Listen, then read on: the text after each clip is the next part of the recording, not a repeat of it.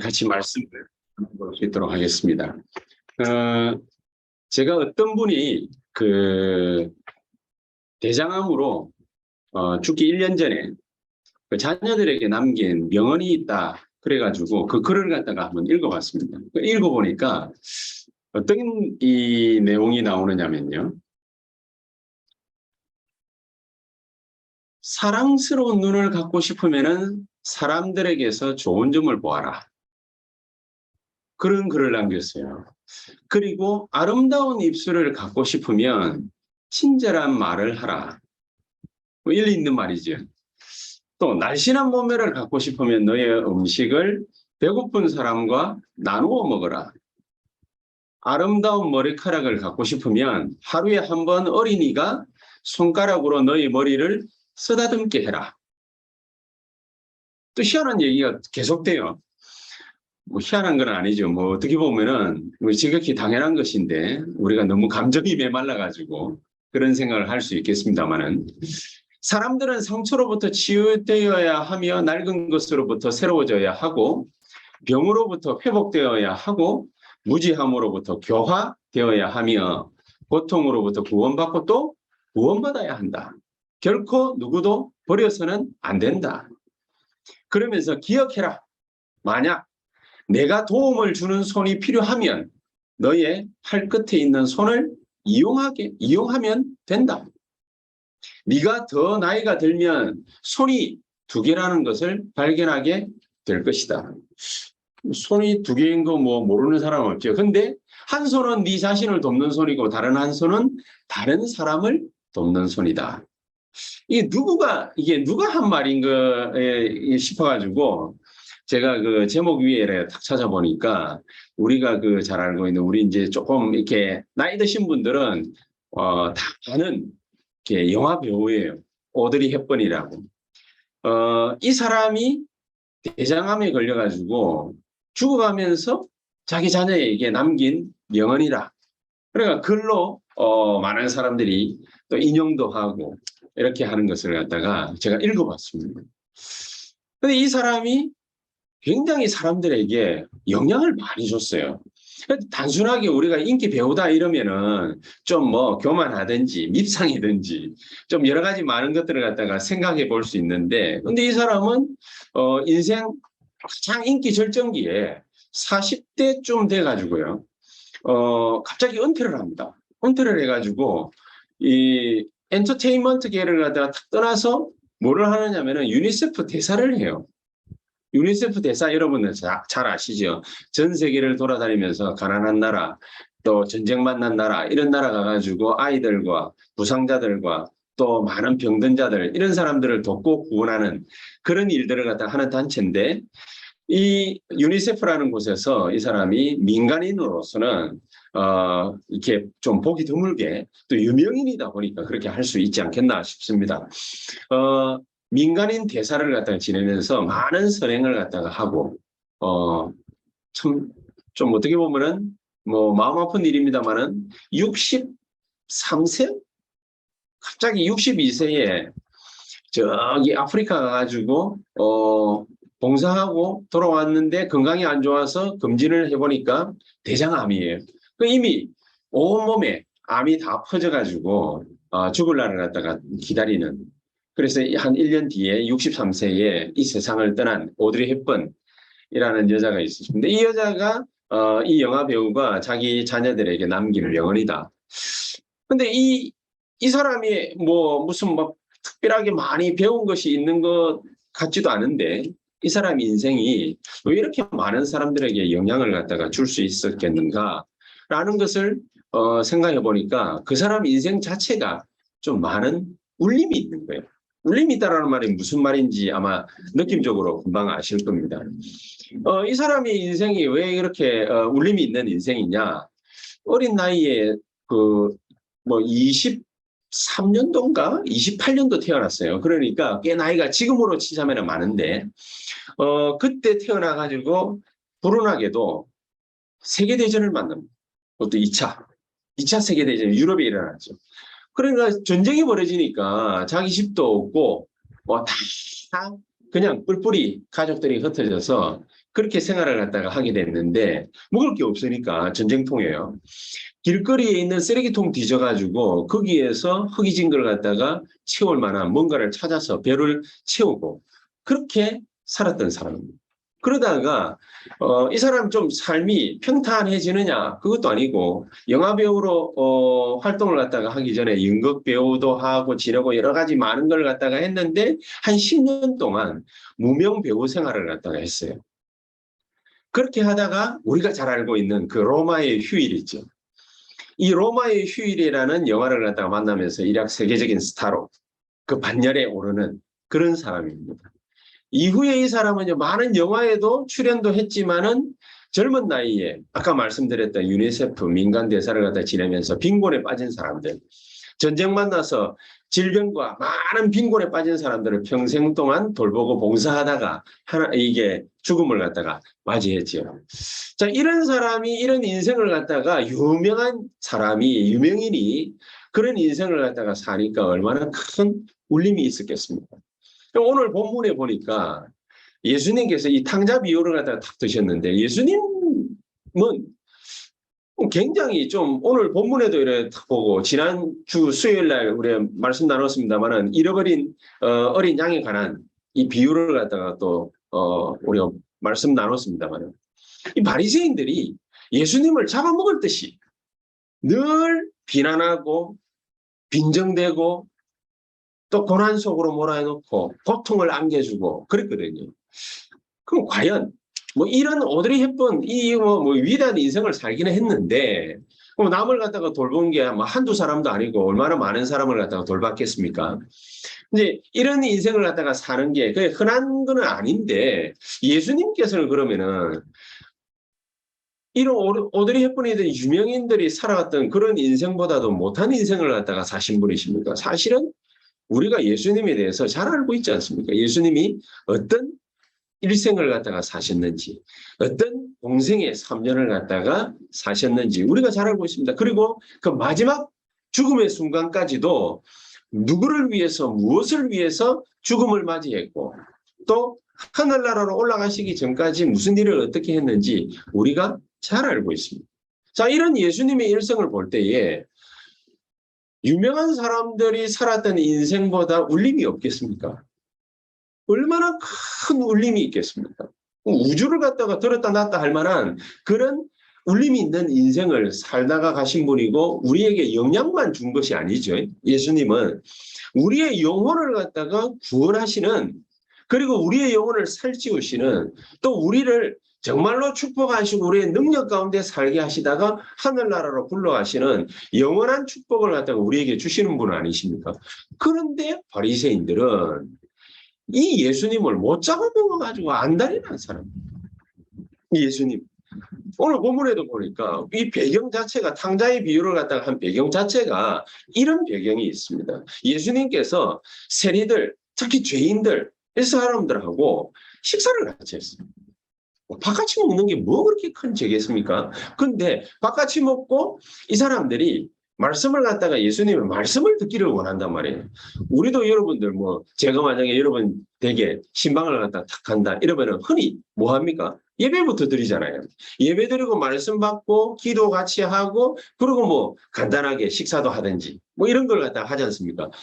하다못해 저 같은 사람도 어디 남 초청 받아가지고 딱 집에 가면 그냥 꿀먹은 벙어리처럼 가만히 앉아 있다가 식사 대접하는 거나 대접받고 이렇게 오는 게 아닌데 하물며 예수님은 어떻겠습니까? 세리들입니다. 죄인들입니다. 이런 사람들이 식사 초대를 해서 딱 갔는데 기쁜 마음으로 가셔가지고 거기에서 그 자리에서 이 세리들에게 구원의 메시지를 허락하신 것이. 그러니까 그게 기분 나쁜 거예요. 그게 기분 나빠가지고 막 예수님을 비난하고 힐난하고 괴롭히고 그러는 거죠.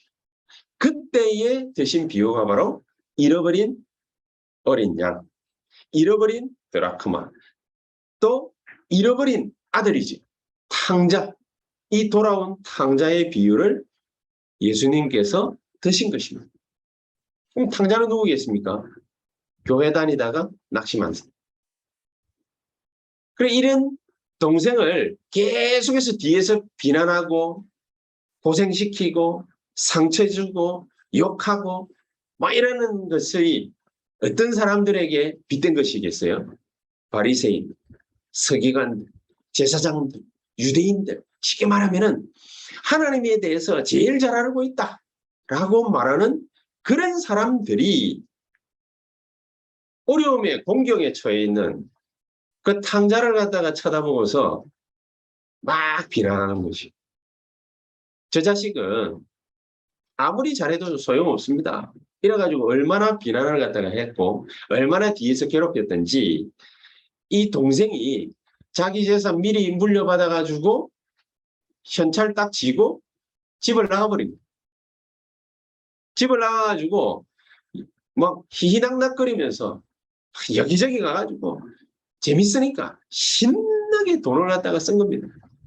다 쓰고 나니까 굶어 죽을 판이거든요. 그러니까 돼지 여물이라도 먹으려고 옛날이니까요. 그러니까 막 거기 가가지고 막 돼지들 말이죠. 뭐 우리에 가가지고 거기에서 배고파가지고 돼지 여물도 먹고 얼마나 비참한 인생입니까. 그러다가 든 생각이 내가 이러다가 죽겠구나. 내가 아무리 죽어도 그래 여기서 죽을 바에는 차라리 집으로 돌아가서 아버지 품에서 죽는 게 낫겠다. 뭐 일이라도 시키면은 거기에서 내가 종노릇이라도 할지언정 집으로 차라리 돌아가는 것이 낫겠다. 이렇게 해서 돌아왔는데 아버지가 이 돌아온 탕자를 따뜻하게 맞아들이는 그런 장면입니다. 이 부분에 왜 동생을 그토록 비난하고 상처 주고 어렵게 만들고 하는 그런 사람을 바리새인들, 유대인들 빗대어서 비유로 탁 들었겠습니다.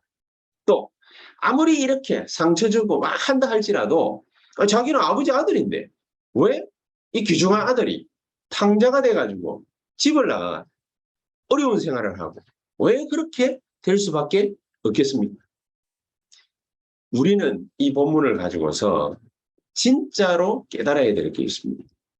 교회가 뭔지, 하나님의 백성인, 하나님의 자녀인 나, 성도가 어떤 사람인지 정확하게 알지 못하면은 우리도 탕자 같은 생활, 막 죄 짓는다 그 말이 아닙니다. 탕자 같은 생활을 할 수밖에 없어요. 집 나간 자식처럼.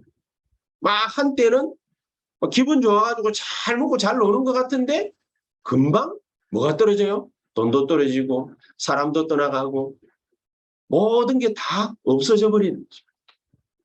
자, 우리도 그런 인생을 살아갈 수 있지 않겠습니까? 교회가 뭔지 성도가 뭔지 불분명하면 그러면은 우리도 그렇게 될 수 있다. 그래서 성도는 어떤 사람이냐? 구원받는 그 순간 우리가 어떤 배경에 놓여져 있는지 그거를 확실하게 알아야 합니다. 같은 말을 한다고 똑같은 말을 왜 계속해서 반복하겠습니까? 제일 중요하기 때문이죠. 제일 중요하기 때문에. 구원받는 순간 저와 여러분들의 모든 배경은 보좌가 됩니다. 구원받는 순간 이거는 절대 불변입니다. 한번 정해지면은 뒤바뀌어지는 일이 절대로 없습니다. 그 순간부터 우리가 기도하기만 하면은 우리 마음속으로 뭔가를 갖다가 딱 생각을 하지 않습니까? 그게 하나님의 나라가 임해버려요. 그러면은요, 하나님 나라의 일이 이루어지는 이 일들이 벌어지게 돼 있는 거죠. 우리가 거기에 대해서 조금 더 인식하지 못하고 그냥 불신자하고 똑같이 먹고 싸고 자고 일하고 의식주밖에 모르면 하나님 나라가 우리가 마음 먹고 기도할 때에 임하게 돼 있는데 하나님의 나라의 일이 벌어지게 돼 있는데 무슨 일이 어떻게 벌어지는지 하나님 나라가 어떻게 나타나는지 나타났는데도 몰라요. 그렇죠? 우리가 어쩌다가 한번 전도하려고 탁 마음을 먹으면요. 그러면은 하나님께서는 하나님 군대를 동원시킨다 되어 있습니다. 성경에. 성경 말씀에 그렇게 되어 있습니다. 우리가 조금만 기도하면은요. 조금 기도하고 크게 기도하고 많이 기도하고 아무 상관없어요. 계시록 8장 3절에서 5절 우리의 기도를 소반에 딱 담아가 천국 그릇 있지요. 거기에 딱 담아가지고 하나님께서 흠양하실 수 있도록 천사들이 싹 다 들고 올라간다 돼 있어요. 천사들은 시공을 초월하기 때문에 뭐 시간이 말이죠. 들고 올라가는데 1초 걸리느냐 2초 걸리느냐 그런 거 필요 없습니다. 기도하는 그 순간 전도를 위해서 기도하는 그 순간 만약에 그렇게 하다가 또 영적인 위기가 왔다. 그러면요 그때에도 하나님께서는 천군을 하늘 군대를 동원하신다고 합니다. 이거 모르니까 낙심할 수밖에 없어요. 이거 모르니까.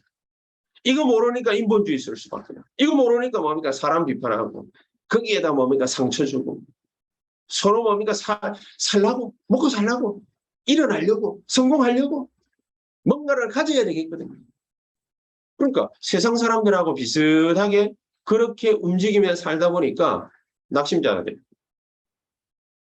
만약에 동생이 이게 비유입니다만 만약에 동생이 영적인 힘이 있었다. 아버지를 진짜로 알았다. 자기가 누군지 정말로 알았다. 집 나갈 이유가 없겠죠. 그렇지 않겠습니까? 집 나갈 이유가 없어요. 오히려 뭡니까? 형하고 당당하게 경쟁하고 형과 아우지간이 아니라 정말로 하는 일을 가지고서 당당하게 경쟁하고 거기에서 승리하고 그렇게 하면 될 거를 전 재산 싹 받아가지고 그냥 막 다 털어먹고 낙심자가 이렇게 낙심돼서 집을 떠나고 헤매이다가 다시 돌아오면은 그러면은 그 한 명이 돌아왔을 때 하나님께서는 오늘 본문에 그랬죠. 천국 잔치를 여신다는 거죠. 얼마나 좋았으면 얼마나 기뻤으면 저와 여러분들이요. 1000시간을 갖다가 죄 짓는 생각만 계속하고 죄만 계속 짓다가 하나님 입장에서 볼 때는 한탄스럽거든요. 저놈 자식이 도대체 왜 저러나 막 그러다가 어느 날 갑자기 내가 이래 살아가 되겠나 예수 그리스도 언약 내가 붙잡아야 되는데 내가 왜 이렇게 살지 이러면은요 하나님이 하늘나라에서 얼마만큼 기뻐하시느냐 천국 잔치를 열어버려요. 낙심자 하나 돌아오면 천국 잔치 연다고 돼 있잖아요. 저와 여러분들이 죄 가운데 쫙 빠져가지고 너무 나쁜 것만 하고 너무 불신앙만 하고 너무 인본주의만 쓰고 너무 다른 생각만 하고 이렇게 하다가 1000시간, 10,000시간, 억만 시간을 그렇게만 살다가 어느 날 내가 전도해야 되지 않을까 이러면은요 하나님은 하늘나라에서 천국 잔치를 여신다. 왜요? 기쁘기 때문에 좋기 때문에 자기 아들이 그 생각을 했거든요. 그리고 애들 키우다 보니까 별의별 생각을 갖다가 다 하게 되는데 애들이요. 부모 입장에서는 그런가 봐요. 애들이 탁 앉아가지고 바른 자세로 공부를 탁 하고 있으면은 기분 좋잖아요. 우리 아이들이 공부를 열심히 하는구나. 그런데 말 안 들어. 네, 뭡니까? 뭐 놀 생각만 하고, 뭐 유튜브 보여달라 하고. 네, 그러면은요. 참지요. 뭐 어지간하면 뭡니까? 뭐 들어주면서 참지요. 참다가 폭발 한 번씩 하고. 이래가 뭡니까? 손 날라가고 막 이러는 부모들 많거든요. 근데 그러다가 갑자기 공부라도 이렇게 해야 되는 거 아닌가 이런 생각이 애가 들어가지고 책상머리 앞에 앉아 있으면 그게 그렇게 기특하고 보기가 좋은 거죠. 모든 부모들은 똑같은 생각이에요. 이거를 우리가 제대로 딱 알면 저와 여러분들이 뭐 해야 되겠습니까? 딴짓 안 하고 기도만 하면 돼요. 기도만. 그러면요. 하나님 나라와 그 일이 벌어지는 겁니다. 우리는 뭐만 하면 됩니까? 기도만 하고 하나님 나라와 그 일이 벌어질 때까지 기다리는 거예요. 기도하고 기다리는 거예요. 우리가 이게 기다리다가 기다림을 잘 못해가지고 뭐 심심하면 뭐 불신앙하고 심심하면 흔들리고 아브라함이 안 그랬습니까? 좀 기다리면 되는데 아브라함이 못 기다려. 그러니까 불신앙해가지고 애굽으로 내려가. 불신앙해가지고 마누라프라 먹고. 불신앙해가지고 이래저래 다투고. 그렇지? 롯하고 다투다가 결국에는 하나님의 뜻을 정확하게 딱 깨닫습니다. 그때 하늘나라에서는 무슨 일이 벌어진다고요? 천국 잔치가. 우리가 이렇게 낙심하지 않으면 되는데 낙심할 일들이 많이 생깁니다. 과거에 우리가 가지고 있던 교회 나오기 전에 하나님 믿기 전에 하나님 자녀 되기 전에 가지고 있던 생각들이 있거든요. 세상에서 하던 그런 생각들이 있거든요. 그런 것들이 각인되고 뿌리 내리고 체질돼 가지고 사람만 다 만나는 거, 뭐 이런 거 되게 신경 많이 씁니다. 교회 오면은 하나님 만나가지고 정말로 기도하고 예배드리고 다 받고 그 축복 속에 들어가고 그 축복을 누리고 이런 거 신경 써야 되는데 교회 왔는데도 세상에서 하던 거 그대로 사람 만나가지고 막 만나서 얘기하고 얘기 듣고 여론에 귀 기울이고 인정받고 싶어하고 뭐 그런 거에 되게 몸이가 예민한 거예요, 사람들이. 네, 습관이 그렇게 돼요. 습관이. 딱 과거에 갖고 있던 그 각인되고 뿌리 내리고 체질되어진 거 그거 그대로를 들고 와가지고 교회 안에서 똑같이 요거를 하나씩 걷어내야 되는 거죠. 하나님이 걷어낼 수 있는 방법이 우리가 말씀으로 역사하시면 다 되는데 이 말씀으로 역사 잘 안 될 때가 많거든요. 말씀에 신경 안 쓰고 계속 세상에 귀 기울이고 막 이럴 때가 참 많이 있거든요. 그러니까 한 대씩 뭡니까 이렇게 때리고 쥐받고 찌르고 발로 차고 이제 그러면 조금 아파요. 조금 아프면 뭡니까 우리가 맞다 좀 신경 쓰지. 좀 아프니까 귀 기울여. 아프니까 들으려고 애를 쓰는 거지. 세상 사람들이 우리에게 뭔가를 갖다가 도움을 주고 교회가 도움을 주고 이런 거 바랄 이유가 전혀 없습니다. 왜냐? 교회는 성도는 하나님의 능력의 손이면 됩니다. 하나님의 능력의 오른손이 우리 머리 위에 탁 움직이기 시작하면은요. 하나님이 우리를 도우시는 것입니다. 이 숨은 비밀이 내게 있어야 그렇죠? 이 숨은 비밀이 내게 있어야 낙심될 만한 일이 생겨도 낙심이 되어지질 않아요. 나는 여유로워. 나는 힘이 있습니다. 나는 확신하는 게 있으니까. 세상에서 이런저런 많은 공격들 받을 수 있습니다. 우리가 이것만 다 깨달으면요. 그 모든 것들이 전부 축복이라는 거예요. 이거를 우리가 알게 되는 것입니다. 그래서 이 비밀을 가지고 바울은요. 사도행전 17장 3절, 18장 5절, 19장 8절 어디에 들어갔냐? 회당으로 찾아 들어갑니다. 이 비밀을 가지고 있어요. 모든 사람들은 자꾸 세상 사람들 하듯이 하거든요. 세상 사람들. 사람 쳐다보고 사람 말에 귀 기울이고 여론에 귀 기울이고 거기에 인정받으려 하고 도움받으려 하고 계속해서 세상 것에 귀를 기울입니다. 근데 하나님은 우리 보고 거기에 도움받으려고 하지 마. Nobody, nothing. 그렇죠? 그러니까 바울은 이걸 너무나도 잘 아니까 회당에 딱 찾아 들어가가지고 거기에서 후대들에게 또 성도들에게 뭘 강조를 했냐? 그리스도의 당했어. 예수는 그리스도다. 우리의 모든 문제를 해결하기 위해서 죽고 부활하셨다. 그래야만 된다. 우리의 능력으로 우리의 힘으로 불가능하기 때문에 예수님께서 직접 오셔서 우리를 위해서 죽고 부활하셔야만 된다. 당위성을 얘기하는 거죠. 그렇죠. 당위성을 얘기해요. 내가 할 수 없는 일이기 때문에. 그래서 그분이 바로 예수는 그리스도. 모든 문제를 갖다가 그리스도께서 해결하실 것이다 라고 옛날부터 약속했기 때문에 이 문제를 갖다가 해결하시러 누가 오셨어요?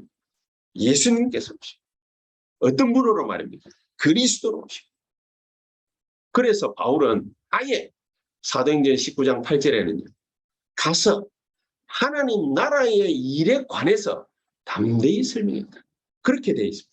하나님 나라의 일, 하나님 나라에 관해서 그 일에 대해서 담대히 설명합니다.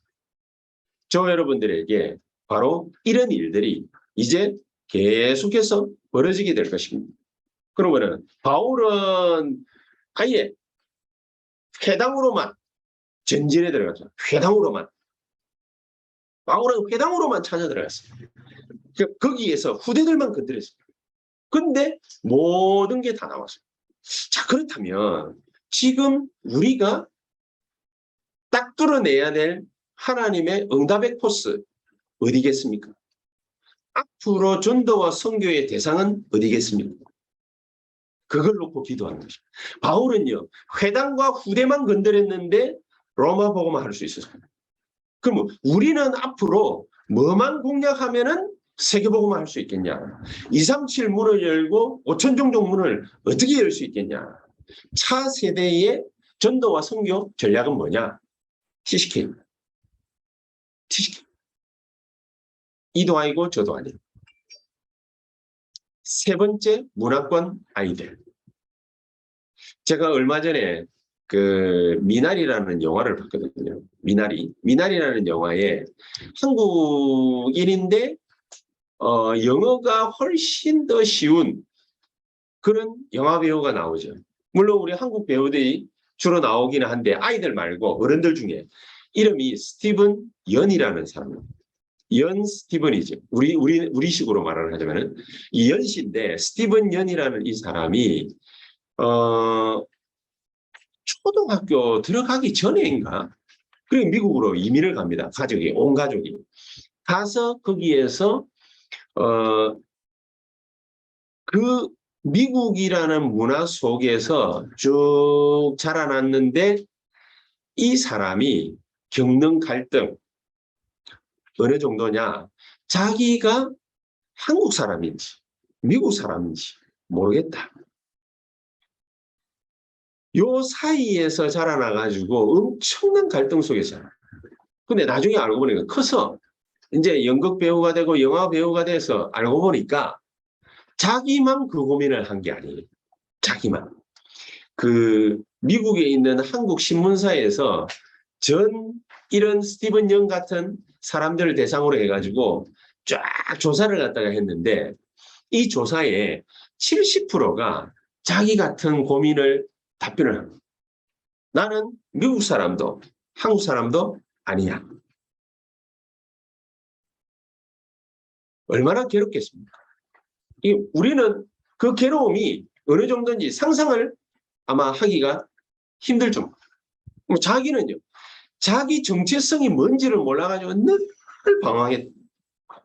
그래서 미나리라는 영화를 갖다가 만들어가지고 자기 아버지하고 같이 탁 놓고 그 집에서 영화를 갖다가 탁 보는데 다 끝나고 난 뒤에 둘이서 그 끌어안고 울었답니다. 한참을.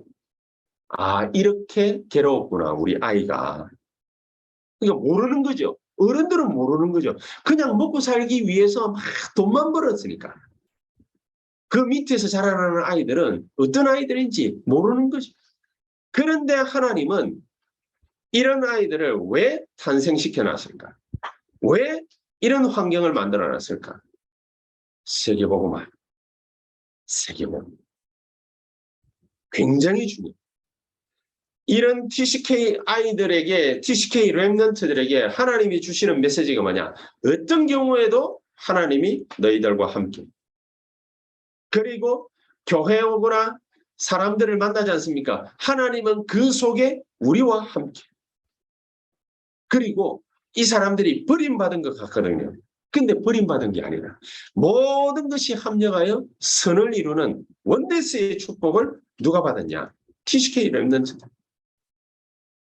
도대체 TCK가 뭡니까? 이렇게 얘기를 할 수 있지 않겠습니까? 우리 주변에 얼굴 색깔이 한국에도 아니고 미국에도 아니고 한국에도 아니고 흑인도 아니고 한국에도 아니고 동남아 사람도 아니고 또 저 동남아에서 사는 애도 아니고 한국 문화에 섞이지도 못하고 완전히 문화권이 다른 아이들. 우리하고 완전히 문화권이 다른 아이들. 이런 아이들이 TCK입니다. 이런 아이들이 우리 주변으로 늘려져 있습니다. 근데 왜 하나님은 이런 아이들을 귀중하게 보시느냐? 앞으로 237과 5천 종족을 살리려면은 이런 아이들, 디모데 같은 아이들 있죠. 이런 아이들이 시대적인 인물로 하나님이 들어 쓰실 것입니다. 하나님이 바울도 사용하셨지만 바울 사후에 누구를 갖다가 들으셨냐? 디모데 같은, 디도 같은 사람.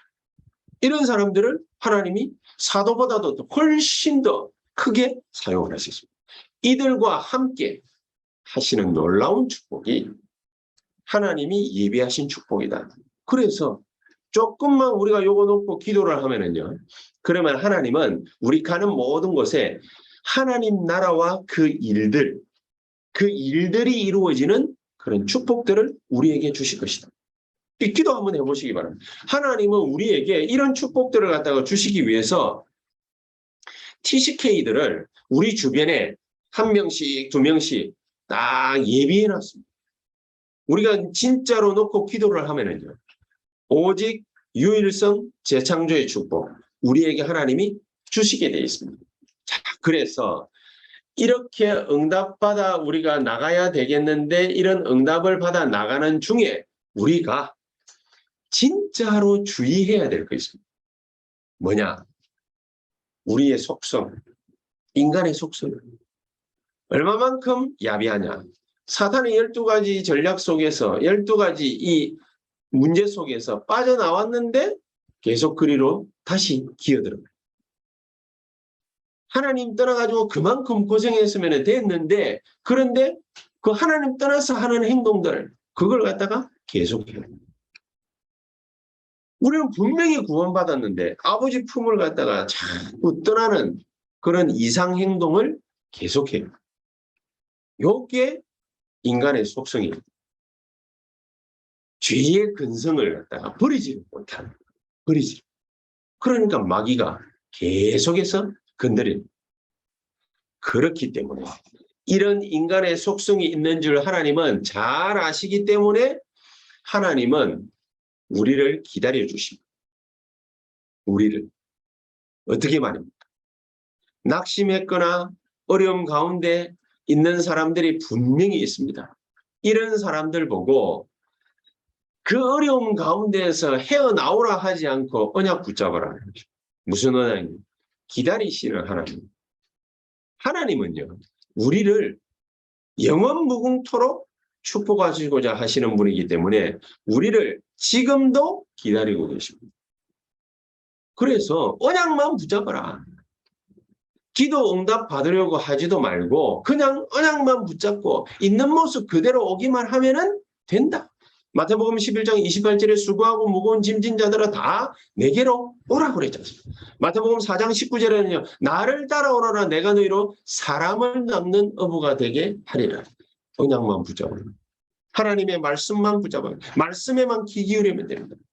낙심했거나 어려움 만났거나 환경이 힘들다. 자, 그런 일이 있을 수 있지 않습니까? 언약만 붙잡아라. 하나님은 우리를 기다리고 계시다. 그리고 용서하신다.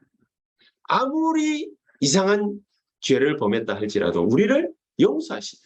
우리가 예수 믿고 하나님 앞에 나오기만 하면은요, 우리의 옷도 누더기 같은 옷도요, 하나님이 갈아입혀 주시고. 그럼 뭘 상징합니까? 신분을 바꿔버렸기 때문에. 우리 신분은요, 이전에 이미 하나님 자녀이기 때문에 이미 신분 바뀌어져 있는 상태이기 때문에 하나님이 그것을 상기시켜 주십니다. 옷을 바꿔버려요. 그리고 반지를 갖다가 끼워줍니다. 반지는 뭐에 대한 상징입니까? 자기 아버지가 어마어마한 권력을 가진 사람이라, 자기 아버지가 엄청난 그 힘이 있는 사람이라, 권세를 갖다가 말하는 거예요. 반지를 갖다가 다시 끼워주시는 거예요. 우리에게는 놀라운 축복과 능력과 권세가 있습니다. 거기에다가 신발을 탁 가르치는 것입니다. 종은 옛날에는 신발이 없었죠. 옛날 시대 사람들이기 때문에 옛날 방식으로 얘기를 갖다 했습니다. 종은 신발이 없습니다. 누구만 신발을 신습니까? 주인들만. 그렇죠. 우리의 신분이 그렇습니다. 우리가 이런 사람들입니다. 하나님은요, 이런 우리가 탕자처럼 타락했다 할지라도 오기만 하면은, 있는 모습 그대로 나오기만 하면은 그런 우리를 기다렸다는 듯이 용서하시고 용납하시고 사랑으로 허물을 덮어버려요.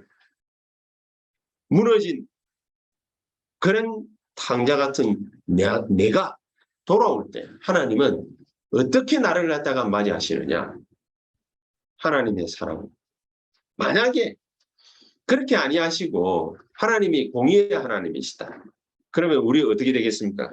뺨이 남아 있겠습니까? 뺨 돌아가는 소리가 얼마나 많이 나겠습니까? 오른뺨, 왼뺨, 뭡니까? 막 날아가겠지요. 무릎, 온전하겠습니까? 정강이 온전하겠습니까? 촛대뼈 얼마나 많이 까이겠습니까? 그러니까 막 당하는 거예요. 그런데 하나님은 우리를 갖다가 어떻게 생각하시느냐? 죽은 자 한 명이 돌아온다고 생각하시고, 집 나갔다 정도가 아니라 죽었던 아이가 돌아왔구나. 이런 심정으로 생각해요. 그러니까 기쁠 수밖에는.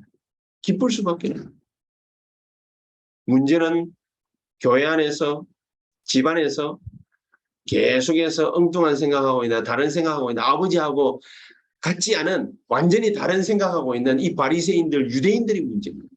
그렇죠. 그 우리 보고 하는 얘기 아닙니까? 정말로 하나님께서는 이제는 우리 교회가 어떻게 돌아가야 되느냐? 진짜 237 TCK를 살려라. 진짜로 살려. 그리고 정말로 기도 응답받아라. 그래, 치유받아야 되는 사람들이 어마어마하게 많습니다. 지금 여러 가지 많은 일들을 갖다가 볼 때에 치유받아야 되는 사람들이 엄청 많습니다. 근데 그런 사람들의 공통 부모, 이런 사람들은요, 갈급한데 절대 나중심이에요. 갈급하기는 한데 절대 나중심. 워낙 갈급하기 때문에 교회 오기는 왔는데 이전에 갖고 있던 나중심 받기 싫어요. 갈급하기는 한데 마음에 순수하게 하나님의 말씀을 받아들일 수 있는 시간적인 여유가 없었어요. 그러니까 절대 나중심이라. 그래서 힘 있는 우리가, 정말로 하나님의 역사를 본 우리가 나중심을 버리고, 갈라디아 2장 20절처럼 나중심을 버리고 진짜 성도를 생각하고 렘넌트를 생각하고 이렇게 생각하면, 그러면 하나님의 은혜가 넘쳐나게 되겠습니다. 그래서 저는 저부터 결심을 갖다가 한 가지를 탁 했어요. 나는 나부터 나중심을 버릴 거다. 그래야 성도들이 힘을 얻어요. 내가 깨끗하게 살았기 때문에 성도들이 힘나는 게 아니라, 갈급한 사람일수록 나중심이 돼요. 갈급한 사람일수록.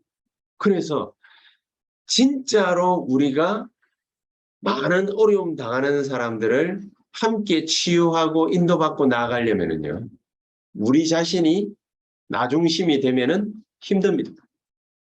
그래서 내가 내 거를 내려놓는 거죠. 내가 내 거를 내 주장을 내려놓고, 내 감정을 내려놓고, 내 의사를 내려놓고, 이렇게 내 거를 내려놓는 거죠. 나는 내 거부터 내려놓을 거야. 저는 그렇게 할 겁니다. 저는 제 거부터, 제 주장부터 안 할 겁니다. 내려놓을 겁니다. 왜냐? 다 같이 치유받아야 되는, 다 같이 하나님 주시는 힘을 얻어야 됩니다. 내가 내 중심으로 딱 살면은요, 성도들은 은혜 받기 힘들어요. 교회는 중직자들이 자기 중심으로 일하기 시작하면은요, 성도들은 힘없기 힘들어요. 렘넌트들은 어려움을 겪어요. 그래서 우리는 앞으로 어떻게 하느냐? 237 향해서 나아가는데 TCK 계속해서 한번 기도해 보시고, 진짜 우리가 기도해야 되는데 무슨 기도를 어떻게 해야 되느냐? 로마서 16장 20절에 마귀가 우리의 발 앞에 무릎을 갖다가 꿇게 만들어야 될 거 아닙니까? 그러려면 창세기 3장, 6장, 11장 버려버려요. 저는 저부터 버릴 겁니다. 버려버려요. 이거 안 하면 마귀가 우리에게 달라붙어가 별짓을 다 해도 하나님은 마귀를 박살낼 것입니다. 거기에 우리는 이제 후대 교육에 올인을 해요. 어떻게 올인을 합니까? 우리 후대들 몇 명 안 돼도 서밋 만드는 겁니다. 서밋. 이 후대들을 서밋 만드는. 어저께 우리 산업선교 메시지, 그 다음에 강사단 메시지 이렇게 들으셨죠? 영적인 시스템, 24, 25 영원 시스템이 없으니까, 그러니까 아이 때부터 시작해가지고 계속해서 쌓여온 응고되어진 영적인 문제들이 결국에는 그 사람을 넘어뜨려요. 결국에는. 그래서 우리는 뭐 해야 되느냐? 지금부터 우리 후대들에게, 나 자신부터 시작해서 우리 후대들에게 서밋 운동하는 거다. 서밋 전략 쓰는 거다. 우리 후대들에게 진짜 예배, 진짜 기도, 진짜 전도 올바르게 가르치는 거다. 그래서 저는 지금 이제 계속해서 기도하고 있습니다. 우리 2부 예배 때, 오후 예배 때, 우리 오후 예배가 5천종족 예배인데 진짜 237과 5천종족 향해서 하나님이 우리의 모든 것을 갖다가 다 나아가게 하시기 위해서 우리에게 말씀을 갖다가 주실 텐데, 이 오후 예배 때, 5천종족 예배 때 우리 렘넌트들, 우리 대학 청년들, 우리 중고등부 렘넌트 예배를 통해서 하나님이 우리에게 말씀을 주시옵소서. 그거 놓고 기도를 하는 거죠. 우리 아이들이 같이 모여가지고 쉬면서, 즐기면서, 누리면서, 그러면서 정말로 하나님의 인도와 역사 받을 수 있도록 237 미션업, 그거를 놓고 계속해서 기도하라. 후대 교육에다가 올인하자. 우리 후대 교육에다가 중직자들과 모든 성도님들, 사람인들 힘 모아서 올인하자. 어떻게 하면 좋겠습니까? 기도로 먼저 올인하서. 기도로. 새벽 기도 때, 수요 예배 때, 금요 전도 훈련 때, 그 다음에 토요 핵심 때, 주일 예배 때, 예배에다가 올인을 딱 하는 거예요. 예배에다가. 그게 뭐 하는 거냐? 영적인 시스템을 만드는 거예요. 영적인 시스템. 우리가요, 영적인 시스템이 안 만들어져 있으면 계속해서 문제가 와도 이게 문제인지 모릅니다. 그래서 결론, 237과 우리 후대들이 가만히 우리가 있으면은 어떻게 되느냐? 흑암이 계속 전달됩니다. 흑암이. 우리 후대들에게 흑암이 계속 전달되면서 네피림 운동이 계속 일어납니다. 어떻게 일어나는지도 모릅니다. 그렇게 되어지면은 문제가 발생하는데, 무슨 문제가 발생하냐? 재앙이 임하는데 그게 무슨 재앙이 어떻게 임하는지 눈치도 못 챕니다. 그렇기 때문에 뭐 해야 되느냐? 빛을 비추. 빛을 비추. 빛을 도대체 어떻게 비추란 말입니까? 옛날에요. 우리 지금 이제 강동송파 산업인들하고 같이 메시지를 갖다가 나누고 있는데, 옛날에 유 목사님이 2004년도 치유사명자 대회 하시면서 그 말씀을 갖다가 하셨어요. 이 치유사명자 대회를 우리가 1년에 한 차례씩밖에 못 하는데 이거 계속해야 된다. 그리고 어떤 면에서는 여러 번 만들어야 된다. 그럼 막 이렇게 봄, 가을로, 또 여름 수련회로 막 여러 번 만들어가지고 계속해야 된다. 이게 시스템 될 정도로 계속해야 된다. 무슨 말입니까? 안 모이면 메시지 줄 일도 없죠. 안 모이면 말씀을 받을 일이 없죠. 말씀이 없으면은 우리가 어떻게 됩니까? 빛을 비추지를 못하잖아요. 하나님의 말씀의 빛이 우리에게 안 임하잖아요. 오지를 않잖아요. 그러면 어둠에 갇히는 것입니다. 그러면 반대로 뭐가 파고 들어가느냐? 네피림이 파고 들어가는 겁니다. 그래서 재앙이 임하는 겁니다. 저와 여러분들이 말씀에 계속 노출되고, 예배에 노출되고, 기도에 노출되고, 전도 운동에 노출되어야 빛이 임하는 겁니다. 빛이 없으면은 아무리 저와 여러분들이 잘 먹고 잘 살라고 몸부림을 쳐도요, 아브라함처럼 마누라 팔아먹고 맨날 데리고 나온 조카 롯하고 싸워야 되고, 그리고 애굽도 내려가야 되고, 맨날 그런 일들이 발생합니다. 그런데 아브라함과 완전히 반대되는 일이 자기 아들 이삭에게 일어나죠. 자기가 깨닫고 난 다음에 이삭에게 전달했거든. 이삭은요, 가는 데마다 다 피해 다녔어요. 아비멜렉 족속들이 쫓아와가지고 이삭 죽이려고 하면은 도망갔어요. 우물을 갖다가 파가지고 거기서 마시고 있으면은 또 와가지고 또 빼들어가. 그러면은 놓고 또 도망갔어요. 어느 정도로 확실하게 도망가냐? 다시는 못 쫓아올 동네까지 도망가 버렸어요. 저기 산골짜기로 도망가 버렸는데, 거기에서 하나님이 폭포수와 같은 능력으로 역사하셨는데, 아이의 샘 근원을 얻어버려요. 르호봇의 축복을 줘버려요. 100년 먹을 농사, 해가 1년 농사 지어가지고 100년 먹을 거 나와버려요. 하나님 그렇게 역사해요. 그렇죠. 우리가 그거 받으려고 예수 믿습니까? 전도합니까? 아니죠. 빛을 안 비추고 있으면, 모르고 있으면 흑암이 전달되어지고 네피림 운동이 일어나고 재앙이 임한다고 말이죠. 그래서 날마다 천국 잔치를 벌여라. 날마다 빛을 비추어라. 날마다 하늘 잔치에 보좌의 운동이 일어나게 만들어라. 저 여러분들이요, 아무것도 딴 거 할 필요 없습니다. 계속해서 새벽에 6시에 일어나가지고 그냥 말씀 듣고 그냥 기도하고, 수요일부터 주일까지 말씀 듣고 기도하고, 그것만 했는데 흑암 전달되어지는 것을 빛으로 막아버려요. 네피림 운동이 일어나는 거 있죠? 그걸 갖다 보좌 운동을 막아버려요. 재앙이 임할 수 있겠습니까? 천국 잔치를 버리죠.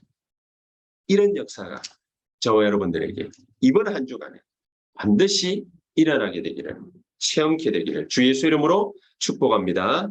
기도하십시다. 하나님 감사합니다. 성령으로 우리에게 임하시고 역사하셔서 하나님이 우리에게 주시고자 하시는 것 분명하게 나타나는 하나님의 역사 있게 하옵소서. 예수 그리스도 이름으로 기도하옵나이다. 아멘.